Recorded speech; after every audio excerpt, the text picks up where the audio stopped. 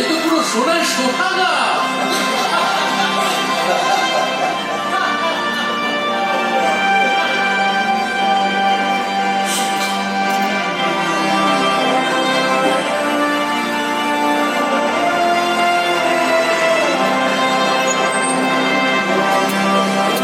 সেবার সত্যবতীকে দুটো দেখানো হলো না বলে ব্যোমকেশের স্মৃতি আঁকে।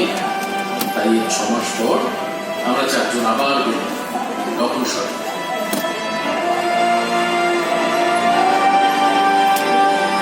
এদিকে রামকিশোর বাবু জমিদারি ক্লাস থেকে অবসর নিয়েছে। তার দিন কাটে চাঁদমোহন বাবুর সাথে 2-4 হাত আবার সোনার ছোঁয়ায় বংশীধর থেকে মুরলীধর সবাই এখন যাকে বলে সোনার ছেলে হয়ে গেছে। বংশীধর সামলাচ্ছে বাইরের মামলা মোকদ্দমা, মুরলীধর করছে চারিদিকে ছড়ানো সব চাষবাসের।